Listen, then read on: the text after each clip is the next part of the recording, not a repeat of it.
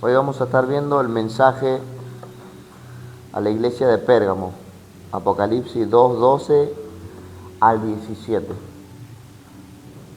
Tomen nota.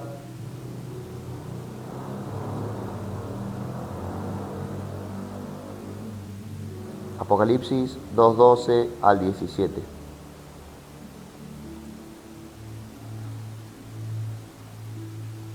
Y damos lectura en el nombre del Padre, del Hijo y del Espíritu Santo. Amén.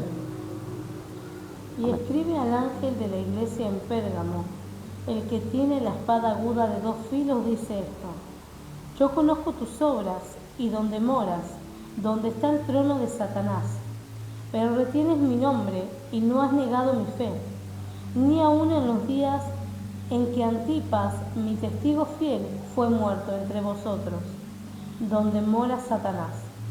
Pero tengo unas pocas cosas contra ti, que tienes ahí a los que retienen la doctrina de Balaam, que enseñaba a Balaam a poner tropiezo ante los hijos de Israel y a comer de cosas sacrificadas a los ídolos y a cometer fornicación. Y también tienes a los que retienen la doctrina de los nicolaitas, la que yo aborrezco. Por tanto, arrepiéntete, pues si no vendré a ti pronto y pelearé contra ellos con la espada de mi boca. El que tiene oído, oiga lo que el Espíritu dice a las iglesias. Al que venciere daré a comer del maná escondido, y le daré una piedrecita blanca, y en la piedrecita escrito un nombre nuevo, el cual ninguno conoce sino aquel que lo recibe. Amén. Gloria a Dios. Escuchen. Vamos a leer un poco de historia. Amén. Pérgamo en la antigüedad era una ciudad donde se producía un papel grueso que se utilizaba para escribir en él. Ese pergamino se hacía con piel de animal de alta calidad, y el término pergamino viene justamente de Pérgamo. Se cree que allí se producía este material. Pergamino viene de Pérgamo, o sea, en esta ciudad se hacía el pergamino y lo hacían, allí lo fabricaban. Se dice que allí se fabricaba este papel, el cual se utilizaba para escribir en él, y este era de piel de animal de alta calidad. Amén. En esa ciudad había una acrópolis, que es la parte fortificada y más alta de la ciudad. Allí se encontraba un altar gigante dedicado al dios griego. En la mitología griega se cree que este era el dios del cielo, el dios del trueno. Este controlaba los climas del cielo. Amén. ¿Cómo? ¿Cómo es? Zeus. Zeus. Vuelvo a leerlo. En esa ciudad había una acrópolis, es como construcciones. Esto se hacía en la parte más alta de la ciudad. Allí se encontraba un altar gigante dedicado al dios griego. Este era un dios griego, Zeus, o sea, el dios del trueno, el dios del cielo. El fuego del altar de Zeus nunca se apagaba. En ese templo no solo se utilizaba para adorar a Zeus, sino también a otros dioses paganos como Atenas, Dioniso y Esculapio. Este último, o sea, Esculapio, era representado como una serpiente enrolada en un bastón. ¿Vieron eso en algún lugar? ¿A dónde? Una serpiente. ¿Algo más? Bien.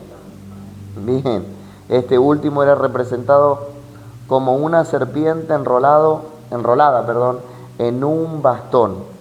Y se cree que era el dios de la sanidad o medicina. Por eso el símbolo médico tiene una serpiente enrolada en un bastón. Eso tiene que ver con lo que viene arrastrando la medicina desde su origen. O sea, Para la mitología griega se cree que este era el dios de la medicina o sanidad. Amén. La adoración a esa serpiente constituía la unión de brujerías y desenfrenos idólatras. Vuelvo a leer esto. La adoración a esa serpiente constituía la unión de brujerías y desenfrenos idólatras. Era un símbolo visible del reino invisible diabólico.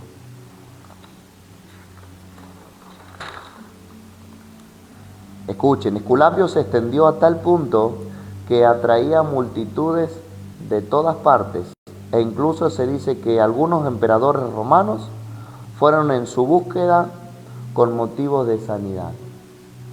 Se dice que los templos de los dioses paganos se construían en lo más alto de la ciudad, ya que ellos creían que de esa manera estaban por encima de toda la ciudad. O sea, ellos construían los templos en las partes más altas de las ciudades, porque según ellos estaban por encima de toda la ciudad, olvidándose que hay alguien que está por encima de todo. Amén. Y ese es el Señor Jesús. Por esa causa la ciudad estaba cubierta bajo esa atmósfera de pecado, idolatría y paganismo. Y allí se encontraba la iglesia. Punto. Vuelvo a leer esto. Por esa causa la ciudad estaba cubierta bajo esa atmósfera de pecado e idolatría. ¿Por qué? ¿Por qué estaba cubierta bajo esa atmósfera? Por el pecado y la idolatría que había en ese lugar. Pero allí se encontraba la iglesia. La iglesia. Allí donde había pecado, sobreabundó la gracia del Señor. Donde abundó el pecado, sobreabundó la gracia. O sea que donde hubo muchísimo pecado, el Señor derramó su gracia. A pesar de que allí había una atmósfera de idolatría y pecado, a pesar de que allí había un paganismo fuertísimo, la iglesia se encontraba ahí. En otras palabras, el Señor sabe que estamos a veces, o la mayoría de las veces estamos en un lugar donde nosotros no cabemos, no entramos porque no pertenecemos allí. Dios sabe que tenés luchas, que se te levanta el vecino, que se te levanta la vecina, ahí está. Pero la iglesia estaba allí y la gracia de Dios se derrama ahí. A pesar de que allí había pecado, idolatría, la iglesia permanecía fiel con el nombre del Señor. Amén. Dice que donde abundó el pecado, sobreabundó la gracia del Señor. Amén. Pérgamo se conoce como la iglesia estatal, la cual dio inicio a las bases del sistema de la iglesia católica. Vuelvo a leer esto. Pérgamo se conoce como la iglesia estatal, o sea, la que está respaldada y reconocida por el gobierno. ¿Cuál es? Dice, la cual dio inicio a las bases del sistema de la iglesia católica. De allí nace. En el año 313, el emperador Constantino legalizó el cristianismo. Era perseguido el cristianismo, pero ahora él lo legaliza. Claro. Él lo legalizó. Y para finales de ese siglo, o sea, a partir del 380 aproximadamente, la Iglesia Católica se convirtió en la religión oficial del Imperio Romano. O sea, la Iglesia Católica. ¿Estamos bien hasta ahí? ¿Se va entendiendo? ¿Alguna duda, alguna consulta hasta ahí? ¿Estamos bien? ¿No hay preguntas? Bien. El emperador Constantino igualó los derechos de la iglesia y el paganismo, o sea, uniendo así a la iglesia con el Estado. O sea, hizo uno solo. Sí, ya no perseguían a los cristianos, sino que ahora los hicieron parte del Estado. Bien. dando privilegio a los pastores y obispos, dividiendo así a la iglesia e introduciendo la jerarquía. Condujo a la iglesia al adulterio espiritual y a la idolatría. Sí. La organización. O sea, la organización esta. Entonces dice que el emperador Constantino igualó los derechos de la iglesia y el paganismo. O sea, dejó de perseguirlos. Era una sola religión. O se adoraba a un solo Dios. Pero al legalizar él todo esto, dio lugar, católica significa universal. O sea que cualquiera puede adorar a cualquier Dios. Entraron otras religiones. Allí entró la idolatría, la adoración. Allí entró la adoración a las imágenes. Cualquiera podía tener el Dios que quisiera. O sea, no reconociendo al único Dios, sino reconociendo a muchos dioses. Amén. Entonces condujo a la iglesia al adulterio espiritual. ¿Por qué? Porque le dio lugar a la iglesia cristiana para que ella también pueda creer en las imágenes. Y adulterio y fornicación no es lo mismo. Bueno, ¿saben lo que es adulterio? ¿Qué es adulterio? Adulterio es en el matrimonio. Cuando una persona casada se mete con otra persona que no es su marido, están adulterando. Eso se le llama adulterio. Por eso ellos estaban adulterando, porque ya estaban siéndole infiel al Señor. Y fornicación es diferente. Fornicación es estar con una persona que no es tu pareja, que no es tu pareja, que no es nada, que no es tu esposa o tu esposo. Eso es fornicación. Y adulterio es adulterar. Engañar al esposo o engañar a la esposa. ¿Se entiende? ¿Se entiende o no? Mira, yo Casi no es lo mismo. Escuchen. Pero vos dijiste que la fornicación era el engaño también. Y el adulterio también es el engaño.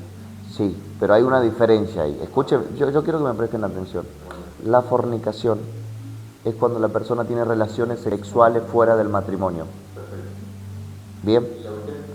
Y el adulterio es cuando la pareja está casada, pero engaña al esposo a la esposa o la esposa al esposo. Eso es adulterio, está adulterando lo establecido por Dios. Eso es adulterio. Por eso es. La fornicación es un acto que se hace en un momento y el adulterio es algo que se hace constantemente. También podrías estar en fornicación constantemente. No es que lo haces en un momento. Y aunque lo hagas una Es vez, más, ya es adulterio. aunque estés adulterando, también estás fornicando. Porque estás con alguien que no es tu pareja. ¿Entendés? Pero vos podrías estar con alguien junto por años sin casarte y estar en fornicación. Y no es algo que es en un momento. Hay personas que han muerto estando en fornicación. El adulterio es cuando la persona está casada y engaña a su cónyuge. ¿Se entendió ese punto? ¿Podemos dar lectura y continuar con el otro punto? Amén. Desgraciadamente, la iglesia fue tentada por conveniencia y por adquisiciones en el mundo, entrando al camino de Balaam y a las enseñanzas del liberalismo de los nicolaitas. La iglesia comenzó a enriquecerse materialmente, pero a empobrecerse espiritualmente, porque se comenzó a venerar imágenes, se comenzó a vender imágenes. Entonces la iglesia comenzó a enriquecerse, pero a empobrecerse espiritualmente. Continúo. Hoy esta iglesia se encuentra en ruinas, en medio de las cuales sobresalen humildes construcciones de los griegos y turcos. Y quiero corregir un punto. La clase anterior habíamos mencionado que Esmirna estaba en ruinas. La iglesia de Esmirna no está en ruinas. Por eso lo corregimos ahora. La iglesia que está en ruinas actualmente es esta. Pero Esmirna no. Hoy esta ciudad se encuentra en ruinas, en medio de las cuales sobresalen humildes construcciones de los griegos y turcos. Amén. Damos lectura al versículo 12. Escribe al ángel de la iglesia en Pérgamo, el que tiene la espada aguda de 2 filos, dice esto. Es evidente que la espada sirve para el castigo. Esto es claro. Cuando alguien muestra el instrumento de castigo, significa amenaza o advertencia. Mamás, las mamás y los papás, te voy a dar con el cinto, ¿Para qué muestra alguien el instrumento de castigo? Amenaza o advertencia. Cuando los padres toman el cinto y dicen, mira lo que tengo en la mano, tengo el cinto, tengo la vara. O sea, pórtate bien, porque te voy a castigar. Por eso es que el Señor le dice, el que tiene la espada aguda de 2 filos dice esto.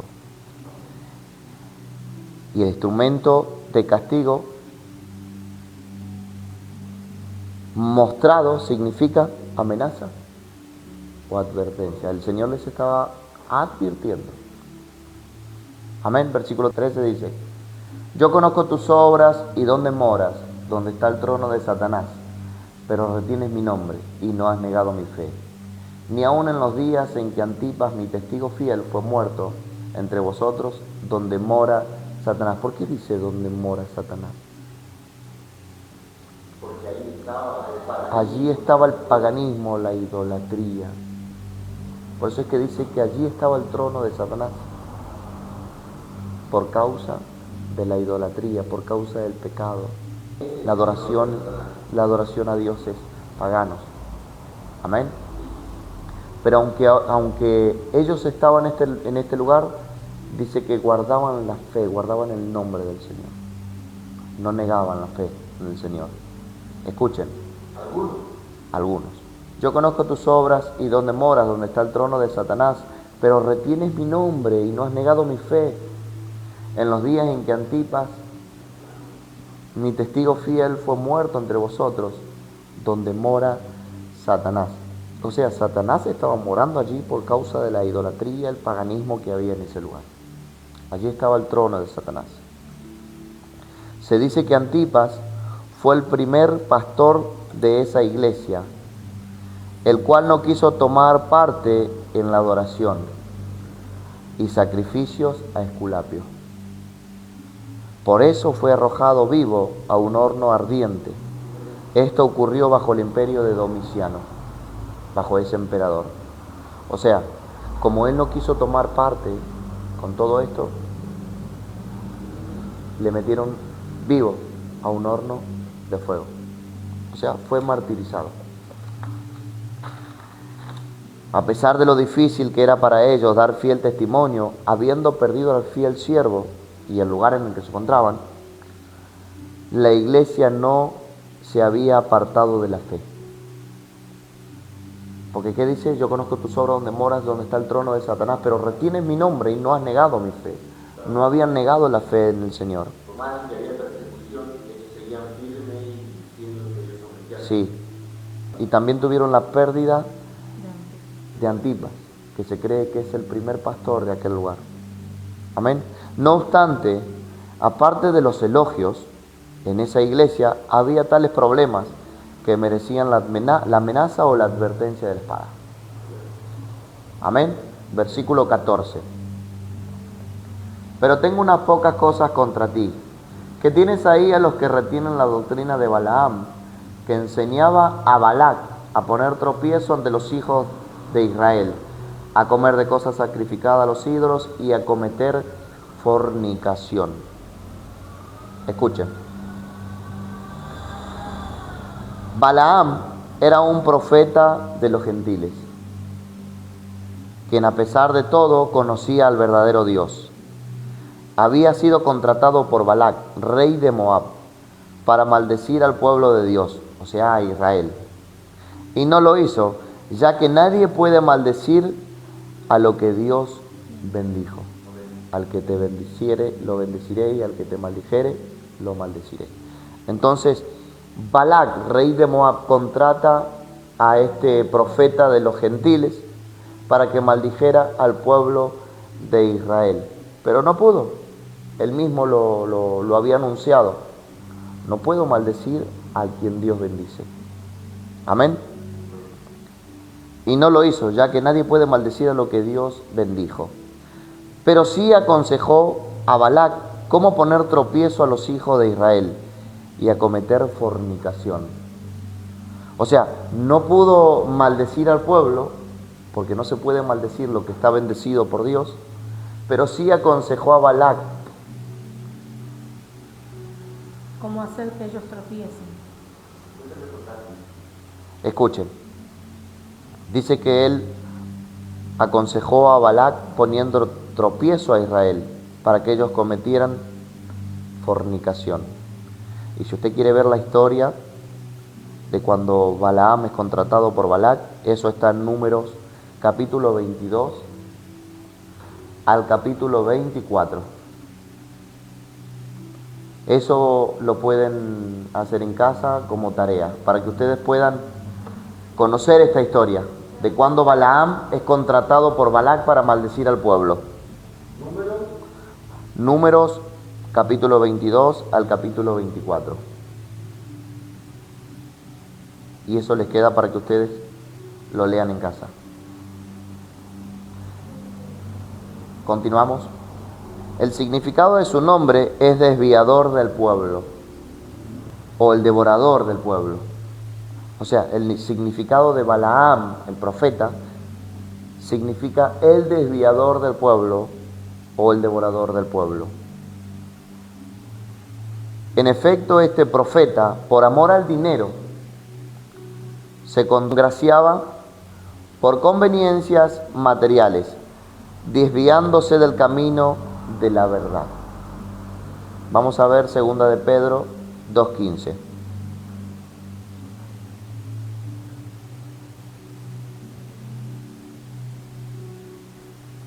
Y Judas 1:11. Han dejado el camino recto y se han extraviado, siguiendo el camino de Balaam, hijo de Beor, el cual amó el premio de la maldad. Las riquezas. Judas 1:11.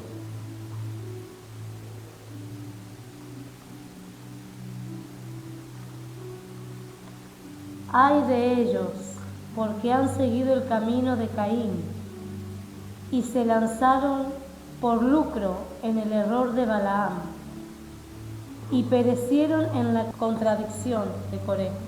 Amén. Efectivamente, él causó al pueblo de Dios perdición bajo las enseñanzas que le daba a Balac, desviando a los israelitas, al pueblo de Dios, por medio de mujeres moabitas, cometiendo con ellas adulterio y fornicación. ¿Se entendió ese punto? O sea, él no pudo maldecir al pueblo de Dios, pero sí les dijo, mira, envíale mujeres moabitas, las más hermosas, para que cuando entren en el campamento de los israelitas, los hombres vean a las mujeres y cometan con ellas adulterio y fornicación. El profeta es Balaam. Y Balac es el rey. Balaam es un profeta de Dios. Eran profetas de Dios. Pero no era de los israelitas, era de los gentiles. Pero sí creían en el verdadero. Lo mencionamos, que a pesar de que él era un profeta de los gentiles, él conocía al verdadero Dios. Por eso les dimos para que ustedes lean la historia de Números capítulos 22 al 24, para que ustedes entiendan que él conocía al verdadero Dios. Claro, por eso tenía no naciste la realidad, pero Claro, él tenía conocimiento de Jehová, él conocía a Jehová. Por eso él decía, no puedo maldecir a aquel que Dios bendijo. Pero por el dinero les dijo, envíales mujeres moabitas. O sea, si le aconsejó gratuitamente.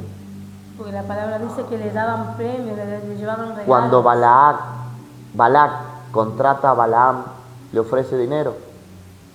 O sea, gratis no lo aconsejó. Porque si lo condujo por medio de enseñanzas que iban en destrucción de Israel, no fue gratuitamente, sino que se vendió por plata. Efectivamente, él causó al pueblo de Dios perdición bajo las enseñanzas que él le daba a Balac, desviando a los israelitas por medio de mujeres moabitas, cometiendo con ellas adulterio y fornicación. Números 25, versículo 1 al 3. ¿Leo? Sí, si quieren anotarlo, Números 25, 1 al versículo 3. Israel acude a Baal Peor.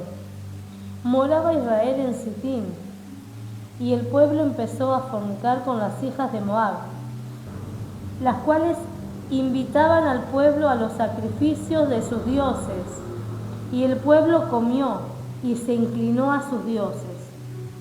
Así acudió el pueblo a Baal Peor, y el furor de Jehová se encendió contra Israel. No los pudo maldecir, pero sí le aconsejó que enviara mujeres moabitas, las cuales cometieron fornicación con ellos Y los llevaban a comer y los de las llevaron cosas sacrificadas a los ídolos. y adorar a sus imágenes, Ya a se sus ídolos. inclinaban ellos a adorar a otros dioses. Para que ustedes puedan entender que no hay quien pueda maldecir al pueblo de Dios. Cualquiera puede venir y hacerte la brujería, la hechicería, dale el álbum completo si es necesario. Y no te van a poder hacer daño. Porque no pueden maldecir a quien Dios bendijo. Entonces, la maldición no puede caer sobre los hijos de Dios. El problema es que cuando ellos desobedecen el mandato entra la maldición. Porque mientras ellos permanezcan fieles al Señor, nada podrá hacerle daño. Podrán lanzarle brujería, hechicería, y el Señor los tornará en bendición. Pero la desobediencia llevará a la maldición al pueblo de Dios. La desobediencia da lugar a que entre la maldición. Porque nadie puede maldecir lo que Dios bendijo. Entonces, la desobediencia llevó a Israel a la destrucción por medio de las enseñanzas de Balaam a Balac. Sabía todo eso por eso. Y lo hizo por dinero. Capítulo 31, versículo 15 al 16 del mismo libro. 31. Número. Capítulo 31, versículos 15 y 16. Y les dijo Moisés: ¿por qué habéis dejado con vida a todas las mujeres? He aquí, por consejo de Balaam, ellas fueron causa de que los hijos de Israel prevaricasen contra Jehová. En lo tocante de Baal Peor, por lo que hubo mortandad en la congregación de Jehová. No fue la maldición que llevó a destruir al pueblo de Israel, fue la desobediencia del pueblo de Israel. Y Jehová les dijo: no se mezclen, no cometan adulterio, no cometan fornicación. Pero ellos, ¿qué hicieron? Desobedecieron, cometiendo adulterio y fornicación. Escuchen, esas mujeres paganas pronto condujeron a Israel al adulterio y a la adoración de imágenes, causa por la cual perecieron 24,000 personas. Números 25:9.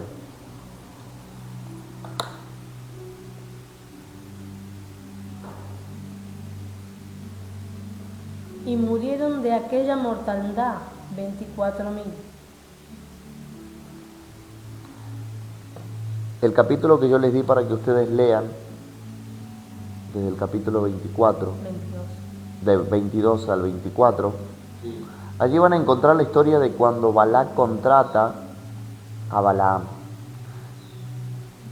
Pero allí no sale que Balaam, o sea, no van a encontrar que Balaam le da los consejos, sino que en el capítulo 25 empezamos a ver los detalles de que Balaam sí aconsejó. Porque en la contratación, Balaam, capítulo 25, Balaam le dice a Balac: no puedo maldecir, no es lo que tú me digas, es lo que Dios me dice que yo diga para el pueblo. Entonces no encontramos allí el detalle, pero sí lo encontramos en el capítulo 25, que los acabamos de leer, y los capítulos que hemos mencionado. Cómo Balaam sí aconsejó a Balac a poner tropiezo al pueblo de Israel. Mire qué fuerte, que dice que murieron 24,000 personas. Las enseñanzas de Balaam arrastraban a los creyentes al mundo y al pecado. Los seguidores de las enseñanzas de Balaam proponen enseñanzas terrenales, tales como no hay que apartarse tanto del mundo. Escuchen, es fuertísima las enseñanzas de Balaam. Las enseñanzas de Balaam arrastran a los creyentes. Por eso es que el Señor le dice: pero tengo unas pocas cosas contra ti, que tienes ahí a los que retienen la doctrina de Balaam. ¿Cree usted que solo esto pasó en el pasado? Recuerden que todo esto es pasado, presente y futuro. Esto sigue estando presente. Las enseñanzas de Balaam arrastraban a los creyentes al mundo y al pecado. Los seguidores de las enseñanzas de Balaam proponen enseñanzas terrenales tales como no hay que apartarse tanto del mundo, sino recibir algo de él. ¿Sí? La Biblia dice: si alguno se constituye amigo del mundo, se constituye enemigo de Dios, y eso lo dice Santiago 4:4. O sea, ellos enseñan, dicen: no hay que apartarse de tanto del mundo, hay que tomar algo de él. No es tanto, no es todo Dios, Dios, Dios, Dios, sino que hay que recibir algo de él. El Señor dice: el que se constituya amigo del mundo se constituye enemigo de Dios. Veamos qué dice la palabra. 1 de Timoteo 6:8 al 12. O sea, las enseñanzas de Balaam enseñan a los creyentes que no hay que apartarse tanto del mundo. La palabra dice. Veamos qué dice la palabra. 1 de Timoteo 6:8 al 12. Así que teniendo sustento y abrigo, estemos contentos con esto, porque los que quieren enriquecerse caen en tentación y lazo, y en muchas codicias necias y dañosas, que hunden a los hombres en destrucción y perdición. Porque raíz de todos los males es el amor al dinero, el cual, codiciando algunos, se extraviaron de la fe y fueron traspasados de muchos dolores. ¿Al 12? Sí, al 12. Mas tú, oh hombre de Dios, huye de estas cosas y sigue la justicia, la piedad. Escuchen cuál debería ser nuestra meta. La justicia, la piedad, la fe, el amor, la paciencia, la mansedumbre. Pelea la buena batalla de la fe, echa mano de la vida eterna. Nuestra meta debe ser la vida eterna, no las riquezas de este mundo. A la cual asimismo fuiste llamado, habiendo hecho la buena profesión delante de muchos testigos. O sea, las enseñanzas de Balaam y los nicolaitas llevan al liberalismo y lleva perdición. Pero la palabra dice: no, ustedes no son de este mundo, ustedes echen mano de la vida eterna, no de lo que les ofrece el mundo. Versículo 14. Sí. Que guardes el mandamiento sin mácula ni reprensión hasta la aparición de nuestro Señor Jesús. O sea, tenemos que permanecer con esa visión de tomarnos de la vida eterna hasta la aparición de nuestro Señor Jesús, el cual ya está a las puertas. En cualquier momento el Señor viene a buscar a su iglesia. Versículos 17 y 18 del mismo libro. 18. A los ricos de este siglo manda que no sean altivos, ni pongan la esperanza en las riquezas, las cuales son insensatas, sino en el Dios vivo. Inciertas. Las cuales son inciertas, sino en el Dios vivo, que nos da todas las cosas O sea, en él abundancia. está diciendo la palabra, no pongan la fe, la mirada, no pongan la visión en las cosas de este mundo. ¿Sabe por qué? Porque dice que son inciertas. ¿Sabe qué significa incierto? No es nada seguro. En cambio, lo que Dios nos ofrece es seguro y permanece para siempre. Continúa. Sino en el Dios vivo, porque Él nos da todas las cosas en abundancia para que las disfrutemos. Al 18.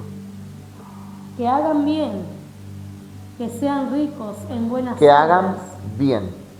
Que sean ricos En buenas obras. Balaam estaba siendo rico en buenas obras. Estaba aconsejando a poner tropiezo al pueblo de Dios. Continúa. Dadivosos y generosos. O sea, ¿cómo tiene que ser el creyente? Dadivoso, generoso, en buenas obras. Amén. Colosenses 3:2. Poned la mira en las cosas de arriba, no en las de la tierra. ¿Escucharon ese texto? Poned la mira en las cosas de arriba, no en la de la tierra. O sea, usted va a saber diferenciar quienes vienen con estas enseñanzas. No, pero no está mal que vos tomes algo del mundo, no tenés que apartarte tanto del mundo, no es todo Dios. Poned la mira en las cosas de arriba, no en las de abajo, porque son inseguras. No es nada seguro. Lo que Dios nos ofrece permanece para siempre. Usted va a saber diferenciar cuando alguien venga y le diga, no hace falta que se aparte tanto, no se vaya tanto del mundo, permanezca en el mundo, no somos de él. Recuerden que nosotros no pertenecemos a este mundo, somos peregrinos, estamos de paso. Amén. Nuestra morada no es acá,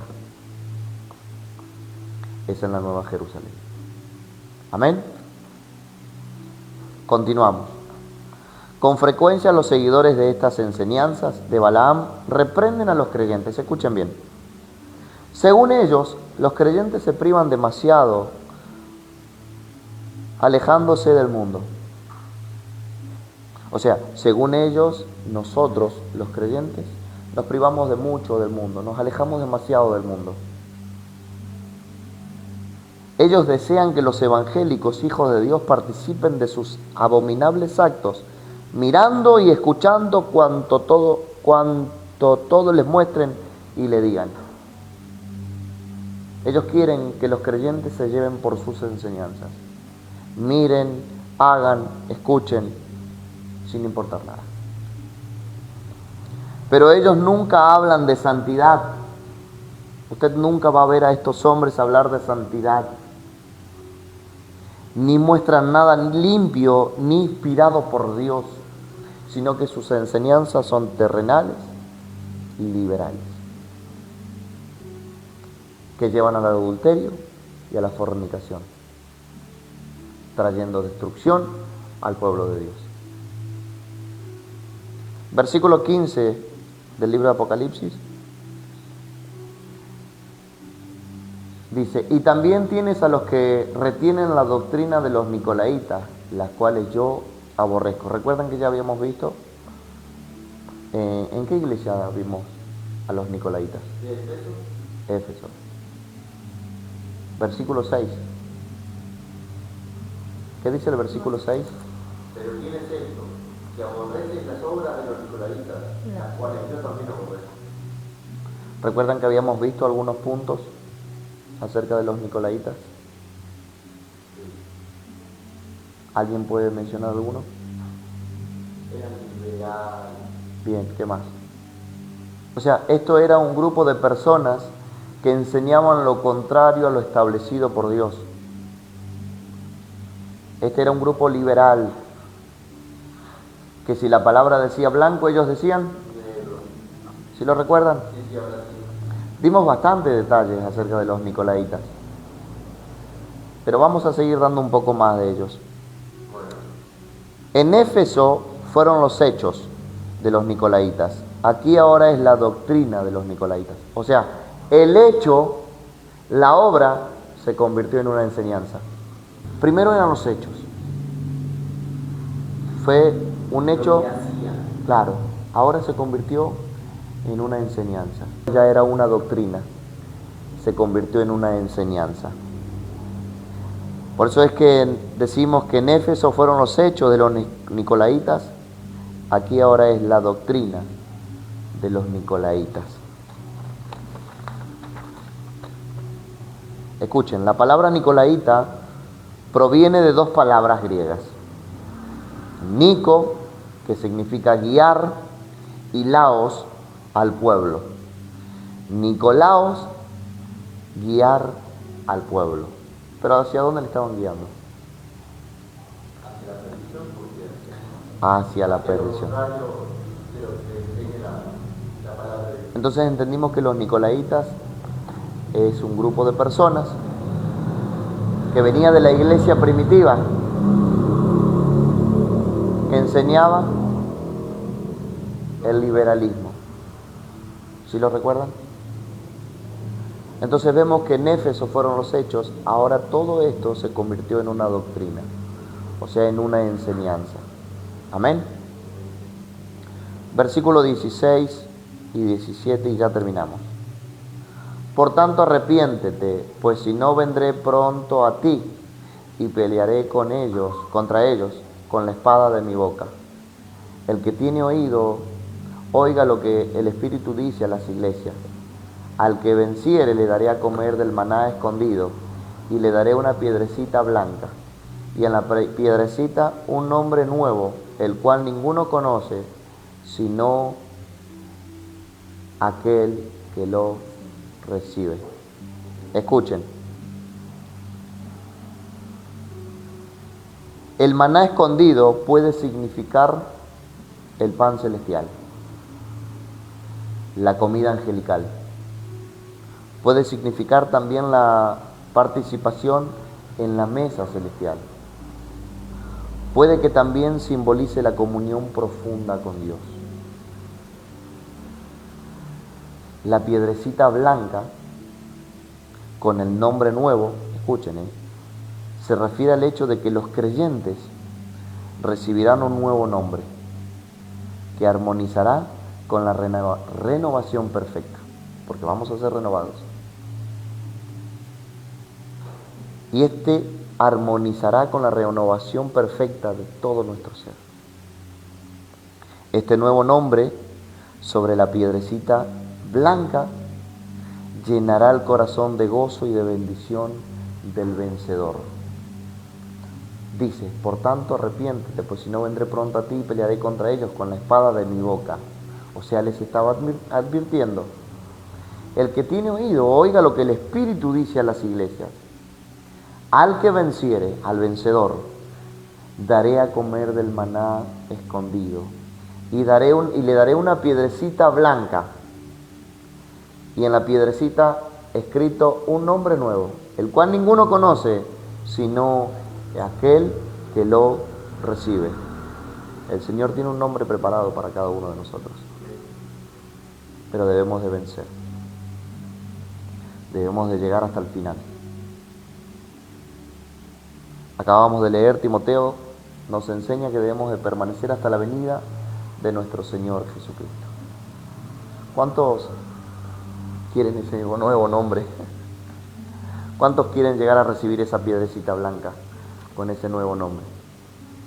Con la renovación perfecta. La piedrecita blanca con el nombre nuevo se refiere al hecho de que los creyentes recibirán un nuevo nombre que armonizará con la renovación perfecta de nuestro ser. Este nombre sobre la piedrecita blanca llenará el corazón de gozo y de bendición del vencedor. ¿Se imagina que cuando usted esté allá en el cielo ya siendo un vencedor, vencedora, le entreguen esa piedrecita blanca con un hombre nuevo, el cual armonizará con todo su ser? En la piedrecita blanca está la roja. Y solamente lo va a saber aquel que lo recibe. Porque ahí dice, escrito un nombre nuevo, el cual ninguno conoce, sino aquel que lo recibe. Qué tremendo. Hay que esforzarse para llegar al reino de los cielos. Hay que permanecer fiel. Apartarnos de estas doctrinas que nos enseñan a desviarnos de la verdad, llevándonos a la perdición. Hay que tener mucho cuidado porque estas enseñanzas de los Balaam y los Nicolaitas llevan a la perdición, llevan al pecado, a la fornicación, a la idolatría, llevan a la contaminación, llevan a que tu relación con el Señor se divida. Porque nadie puede maldecirte porque Dios te bendijo, pero tu desobediencia, mi desobediencia, atrae maldición. La desobediencia acarrea maldición. No es que alguien pueda maldecirme, no puede, porque hay alguien que me bendijo. Pero si yo no permanezco fiel,